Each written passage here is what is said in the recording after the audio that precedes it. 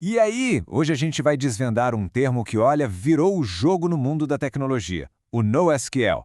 Parece complicado? Relaxa, a ideia aqui é justamente deixar tudo bem simples e direto. Então bora mergulhar nesse universo.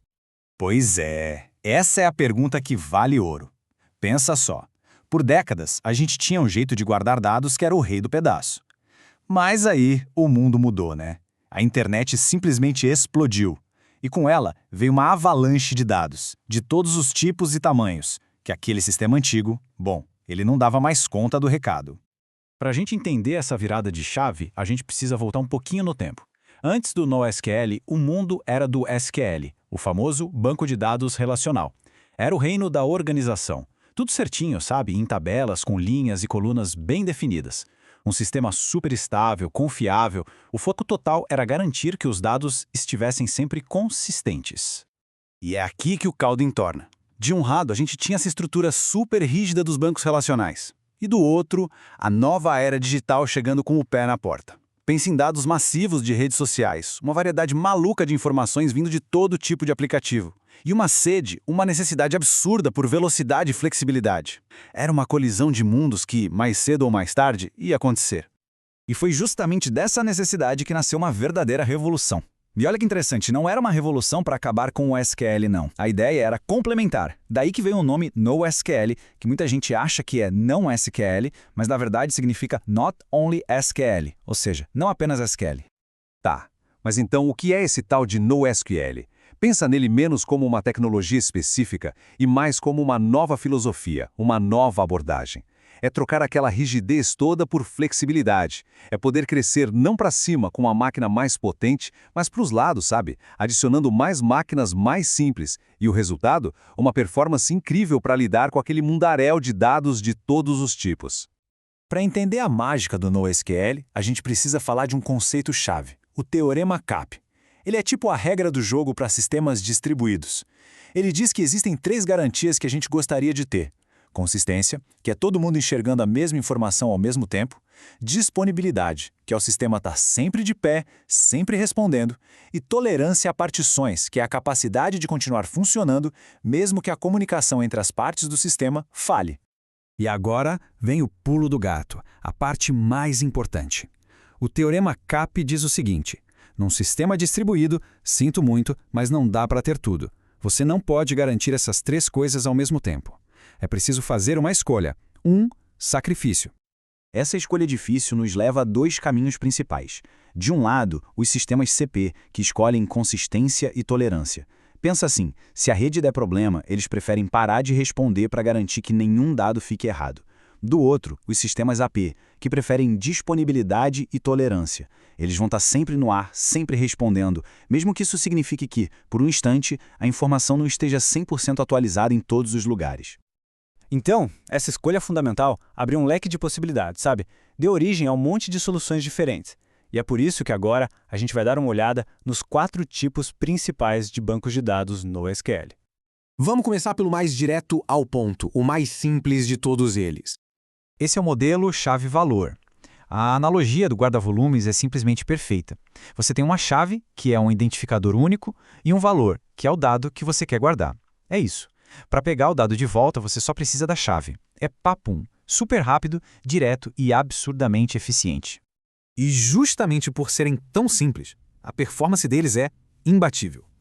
É por isso que eles são perfeitos para coisas que precisam de acesso num piscar de olhos. Pensa no cache de um site, para ele carregar mais rápido, nas informações da sua seção enquanto você navega, ou nos itens do seu carrinho de compras. Tudo isso é caso de uso ideal para a chave-valor. Beleza. Agora vamos para o segundo tipo, que é talvez um dos mais famosos e populares por aí. O banco de dados de documentos. A ideia aqui é guardar os dados em, documentos, geralmente em formatos como JSON. Imagina um fichário. Cada ficha é um documento completo autossuficiente com todas as informações sobre uma única coisa. E o mais legal, uma ficha não precisa ser igual à outra. Cada uma pode ter sua própria estrutura e tá tudo bem. A palavra-chave aqui é flexibilidade. Como não tem aquela estrutura engessada, fica muito mais fácil atualizar e evoluir uma aplicação. E não se engane, ele permite fazer buscas bem complexas dentro desses documentos. Por isso é perfeito para coisas como sistemas de conteúdo, catálogos de produtos de e-commerce e, claro, perfis de usuário. Agora, o terceiro tipo, Esse aqui foi feito para lidar com volume de dados em uma escala que é até difícil de imaginar. São os bancos de família de colunas, ou column family.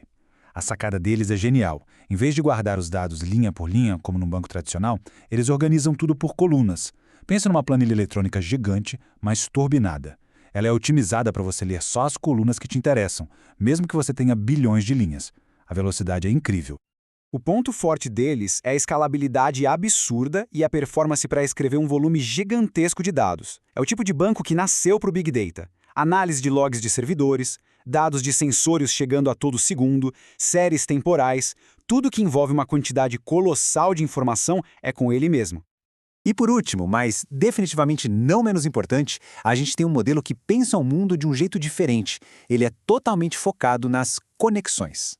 Bem-vindo ao mundo dos bancos de dados de grafos. Aqui, o mais importante não são os dados em si, mas as relações entre eles.